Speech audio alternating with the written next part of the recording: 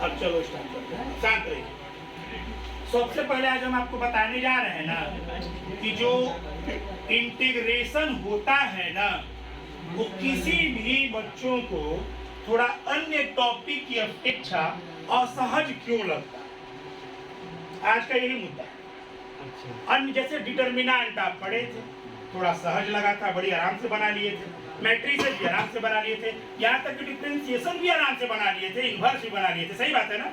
अब सवाल है कि उन टॉपिक की तुलना में इंटीग्रेशन जो है थोड़ा असहज लगता है, यूं कह लें कि थोड़ा भारी लगता है। क्यों लगता है? मेरी बात को ध्यान से सुनिएगा। एकदम जितना भी आईएएस की तैयारी करने वाला बच्चा है, जो एग्जाम देने वाला है, वो सबको मेरी बात ये मैसेज एकदम पहुंचा दो, शायद हर बच्चा का कल्याण हो जाए। सुनिए कहां पर मार खाते हैं। एक्चुअली इंटीग्रेशन में 4-5 फैक्टर होते हैं। एक इंटीग्रेशन में पहला, इसका अपना खुद का तो सूत्र होता ही है, अपना खुद का होता है। जैसे मान लीजिए आप इंटीग्रेशन cos x लिखते हैं ना भाई साहब, तो cos का क्या लिख देते हैं, sin x। आप लिखते हैं e के पावर x का, तो क्या लिख देते हैं, e के पावर x को लिख ही ना देते हैं। आप लिखते हैं, मान के चलिए इसे के स्क्वायर x इंटू dx, तो क्या लिखते हैं, tan x। ये तो लिख तो देते ही हैं, यानी ये इसका अपना सूत्र है, खुद का। डन। इसके अलावे इसमें देखिए क्या क्या यूज हो जाता है। मान लीजिए कोई इंटीग्रेशन दिया हुआ है 1 + x² बटा में 2x इंटू dx, मान लीजिए, ठीक। तो इसका कोई भी अपना सूत्र है, तो पहली बात की डायरेक्ट तो सूत्र और सेट नहीं होता है, उसका तालमेल बैठाना पड़ता है। पहली बात तो तालमेल हम बैठाएंगे तो यहाँ इसको दो रूप में आपको नजर आ रहा होगा। ये तो आप पढ़े भी हैं। इसका जो है ट्रांसफॉर्मेशन कर दें, अलग अलग भाग देंगे। 1 बटा में 2x इंटू dx हो गया, और ये x² into 2x into dx हो गया। 1/2 बाहर ना, 1/x इंटू dx, और x यहाँ से खत्म हो गया, तो 1/2 और x इंटू dx। आप सब समझ पा रहे हैं। 1/2, 1/x का कितना, log x, और ये 1/2 और x का कितना, x²/2 प्लस c। फाइनल ये हो गया आपका log x और x²/4 प्लस c। कोई डाउट है? नहीं डाउट है।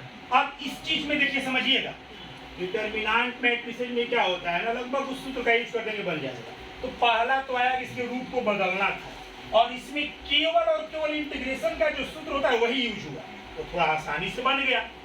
लेकिन कभी कभी इंटीग्रेशन में क्या होगा कि केवल इंटीग्रेशन के सूत्र मात्र से वो नहीं बनेगा, उसमें आपको 10th क्लास के ट्रिगो का यूज आ जाएगा, उसमें 11th क्लास के ट्रिगो का यूज आ जाएगा, उसमें जो आप 12th पढ़ते हैं इनवर्स सर्कुलर फंक्शन, उसका भी यूज आ जाएगा, और इसी इंटीग्रेशन के बनाने में 12th का डेरिवेटिव भी यूज आ जाएगा। सुनिएगा, बढ़िया से गौर से समझिएगा। किसी बच्चा को यदि इंटीग्रेशन लग रहा हो कि नहीं अन्य टॉपिक की अपेक्षा बड़ा अटपटा लगता है, और मन भयभीत हो जाए, डर लगने लगे, या उसमें मन न लगे बनाने में, लगे कि ना ये हमसे नहीं हो पाएगा, मन में निराशा आ जाए, तो मेरी बात को हमेशा ध्यान में रखिएगा। इंटीग्रेशन का दोष नहीं है तो इंटीग्रेशन नहीं बनता है। तो जैसे अन्य टॉपिक का कोई सूत्र होता है, फॉर्मूला होता है, उसका उसी प्रकार इसका भी है। थोड़ा सा हो सकता है उससे असहज हो, लेकिन कहाँ दिक्कत है उसको गौर से सुनिए।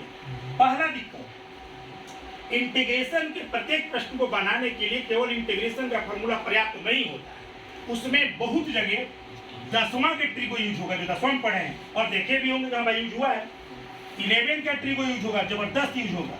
12th का जो इन्वर्स सर्कुलर फंक्शन है, इन्वर्स जो पढ़े हैं वो यूज होगा, उसका डिफरेंशिएशन जबरदस्त यूज होगा। अब प्लस इसका अपना जो इंटीग्रेशन का सूत्र है वो तो यूज होगा ही होगा।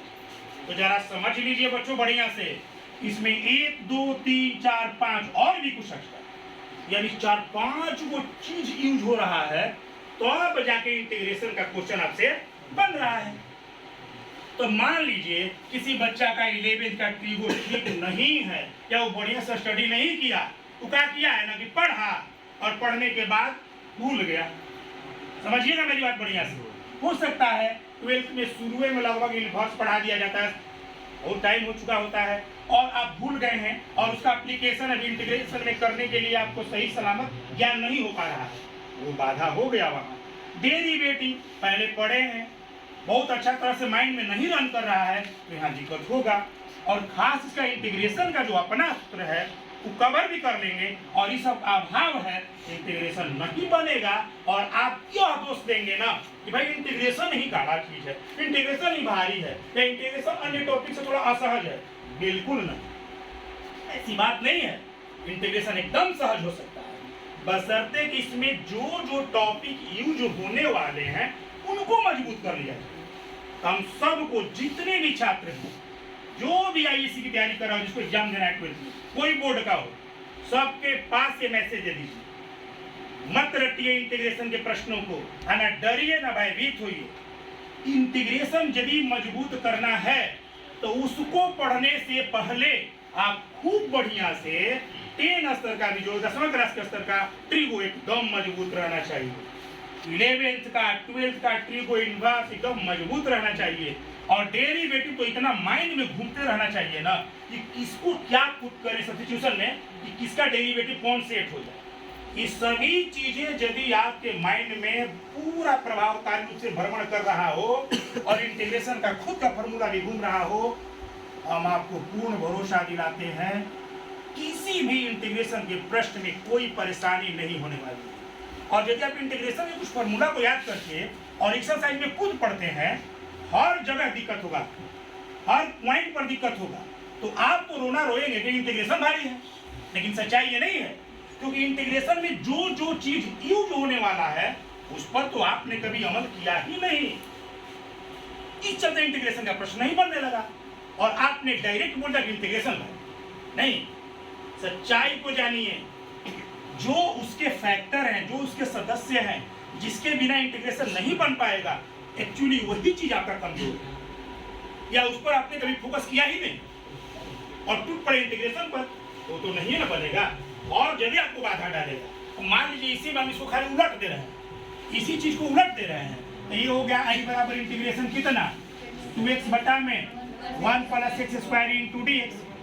तो यहाँ हमने इसके रूप में परिवर्तन कर दिया और बना दिया। अब यहाँ यदि हम अलग भाग को दे नहीं सकते हैं, अब आपके माइंड में आना चाहिए कि डेरिवेटिव जो सब्स्टिट्यूशन मेथड बताया गया है कि चलो भाई इसका डिफरेंशिएशन हाँ इतना होता है, 1 का डिफरेंशिएशन कितना और x² का, तो मन में घूमा ना डेरिवेटिव। अब जिस बच्चा को डेरिवेटिव ना मालूम हो वो यही नहीं जजमेंट कर पाएगा कि हम y बराबर पुट क्या करें।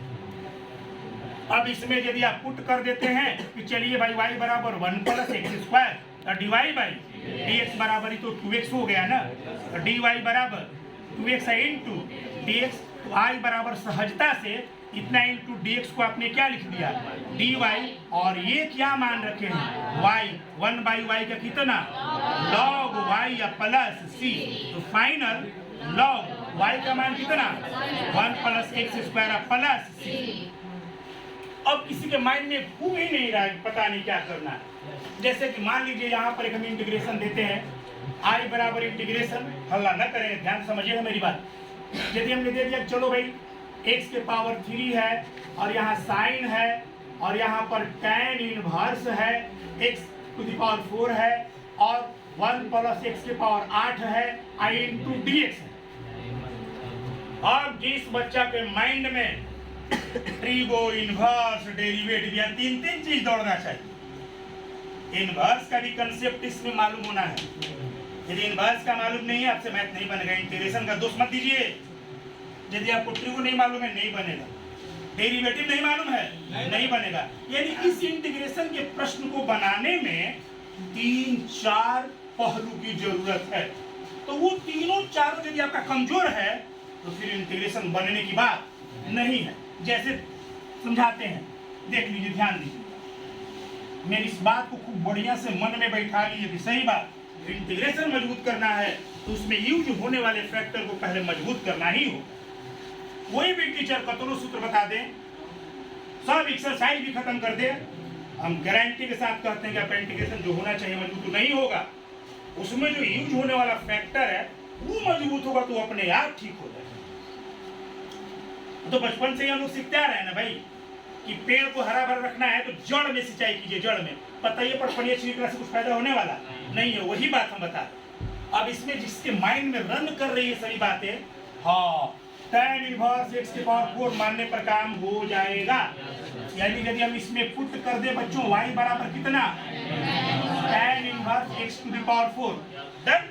तो अब dy बाई dx, समझिए tan इनवर्स x, ये डेरिवेटिव आ गया ना, इनवर्स से रिलेटेड है ना, tan इनवर्स का कितना 1 प्लस, मालूम है 1 बटा, तो हमने लिखा 1 बटा में 1 प्लस x का हमने किया ना, और इसका स्क्वायर हमने कर दिया, और फिर इसका डेरिवेटिव करेंगे ना चेन रूल से, तो क्या हो जाएगा 4x क्यूब हो जाएगा। अब समझिए बढ़िया से, dy बाई dx बराबर ये हो गया 4x क्यूब, और नीचे 1 plus x to the power 8 हो गया।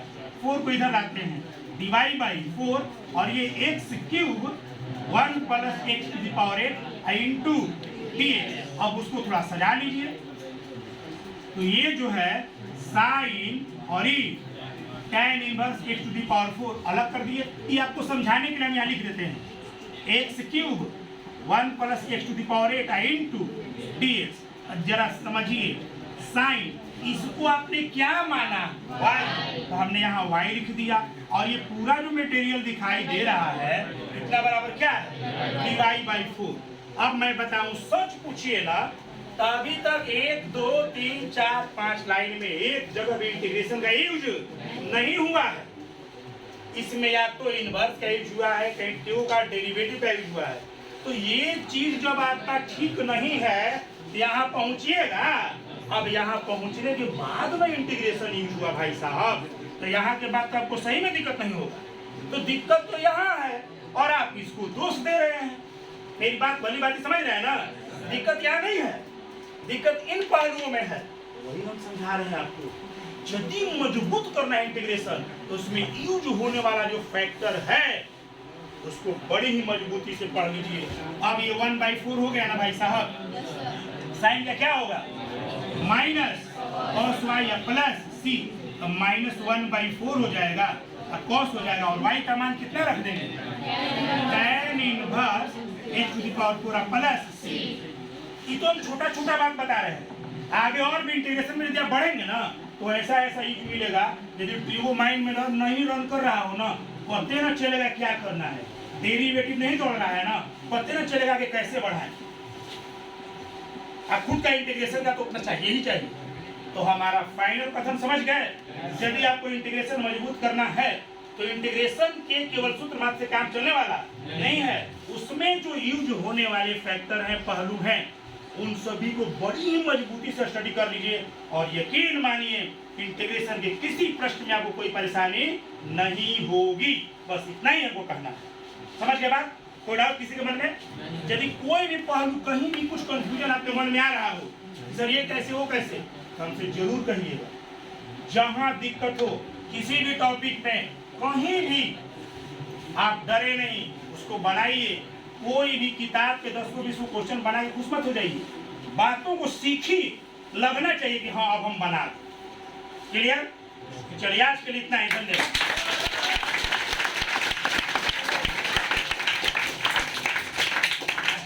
इंटीग्रेशन को एकदम बिल्कुल धुआं कर देना, पक्का ना? कोई दिक्कत नहीं ना? ठीक है, धन्यवाद।